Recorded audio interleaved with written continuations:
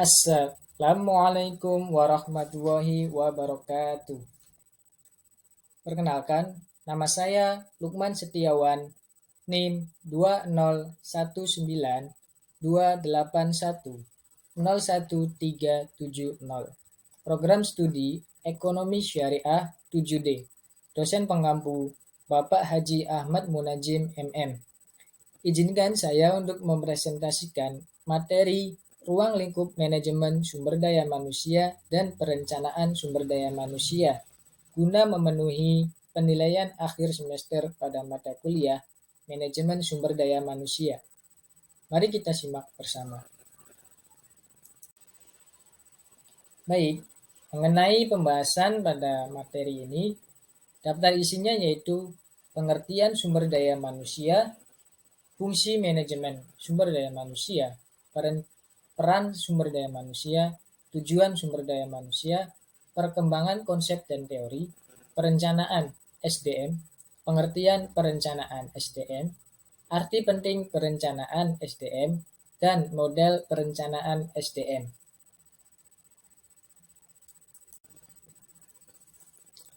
Pengertian sumber daya manusia. Sumber daya manusia adalah suatu faktor yang sangat penting dan tidak bisa dilepaskan dari sebuah organisasi, baik institusi maupun perusahaan. Sumber daya manusia merupakan kunci yang menentukan perkembangan perusahaan, karena sumber daya manusia berupa manusia yang dipekerjakan di sebuah organisasi atau perusahaan sebagai penggerak untuk mencapai tujuan organisasi tersebut. Secara garis besar, sumber daya manusia adalah individu yang bekerja sebagai penggerak suatu organisasi, baik institusi maupun perusahaan, dan berfungsi sebagai aset yang harus dilatih dan dikembangkan kemampuannya.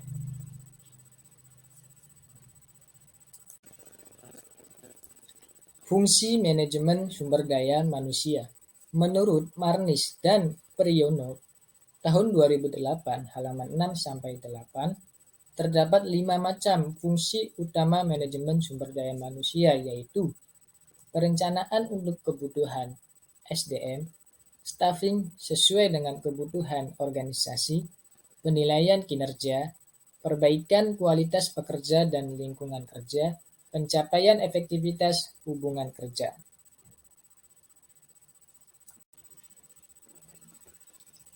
Peran sumber daya manusia.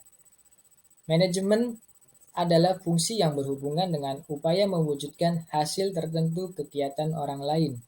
Hal ini berarti bahwa sumber daya manusia mempunyai peran penting dan dominan dalam manajemen.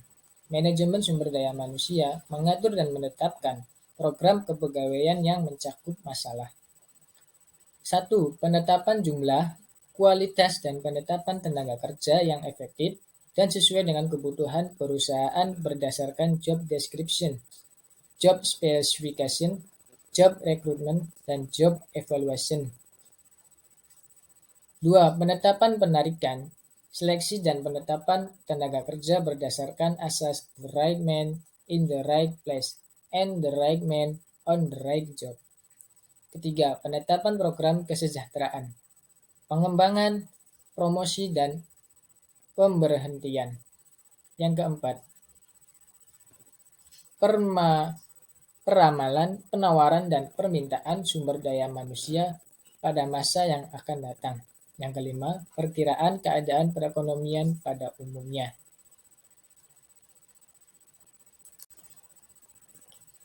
Tujuan sumber daya manusia.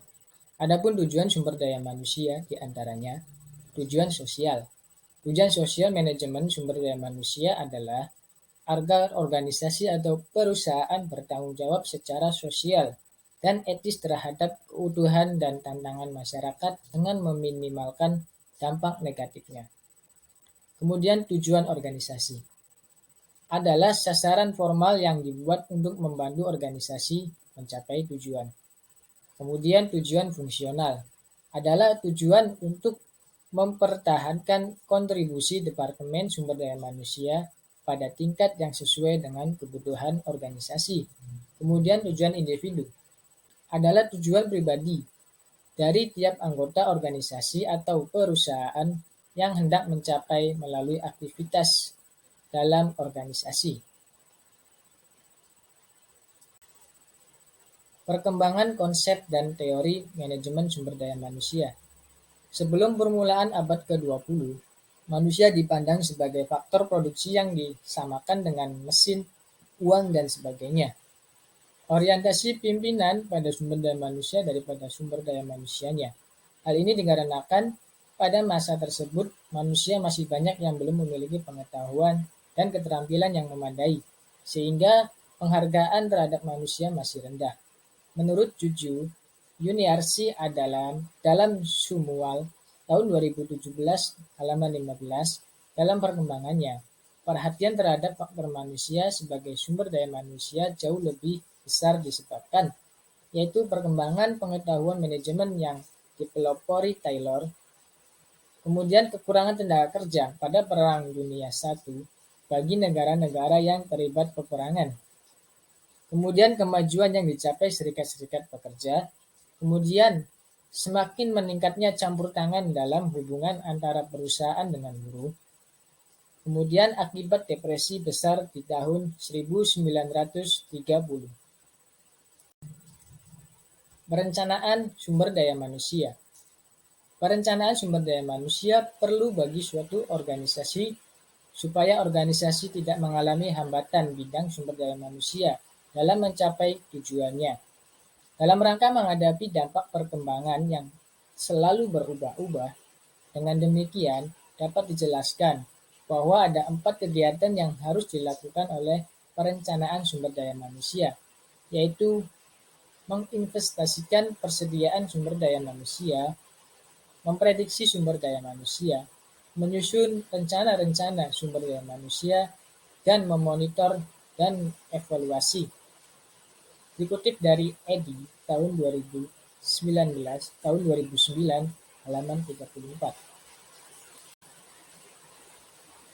Pengertian perencanaan sumber daya manusia adalah proses mengantisipasi dan membuat ketentuan untuk mengatur arus gerakan tenaga kerja. Sementara menurut G. Steiner dikatakan bahwa perencanaan sumber daya manusia merupakan perencanaan yang bertujuan mempertahankan dan meningkatkan kemampuan organisasi dalam mencapai tujuan melalui strategi pengembangan kontribusi pekerjanya di masa depan.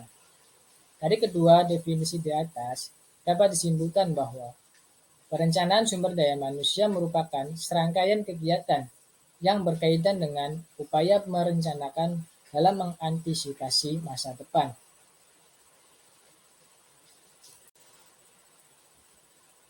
Arti penting perencanaan sumber daya manusia. Dalam perencanaan sumber daya manusia, pimpinan organisasi dibantu dalam mendayagunakan sumber daya manusia secara optimal, sehingga organisasi tersebut mampu meningkatkan efisien dan produktivitasnya dalam jangka waktu lama. Hal lainnya adalah organisasi akan mampu merekrut tenaga kerja yang benar-benar dibutuhkan, baik secara kuantitatif atau kualitatif, dan dapat dilakukan pada waktu yang tepat. Berikut ini dijelaskan mengenai betapa pentingnya perencanaan bagi organisasi, yaitu 1. Perencanaan sumber daya manusia mampu membimbing pekerja lebih sukses. 2. Merencanakan sumber daya manusia memungkinkan organisasi melakukan penyesuaian dengan perubahan-perubahan terjadi. Yang ketiga, perencanaan sumber daya manusia mengharuskan manajer menetapkan tujuan organisasi. Yang keempat, perencanaan sumber daya manusia memungkinkan pengawasan secara efektif. Yang kelima, perencanaan sumber daya manusia dapat meningkatkan kecermatan dan penghematan biaya dalam organisasi. Dan yang terakhir, perencanaan sumber daya manusia dapat mendorong terbangunnya sistem informasi yang memadai. Kemudian model perencanaan sumber daya manusia.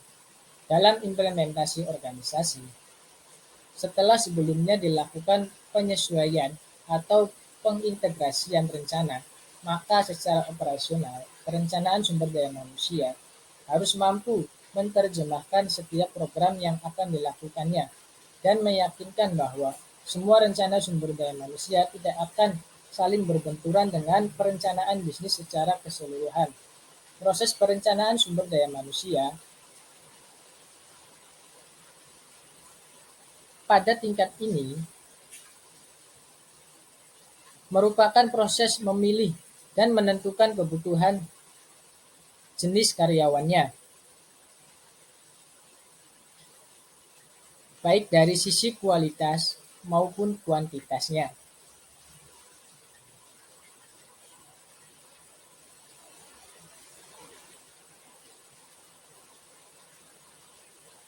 Dalam masing-masing 4 aspek yang di perencanaan sumber daya manusia sebagai berikut. Proyeksi jumlah karyawan yang dibutuhkan, identifikasi sumber daya manusia yang tersedia dalam organisasi, analisis keseimbangan penawaran dan permintaan, dan demikian presentasi yang dapat saya sampaikan. Kurang lebihnya mohon maaf. Terima kasih. Wassalamualaikum warahmatullahi wabarakatuh.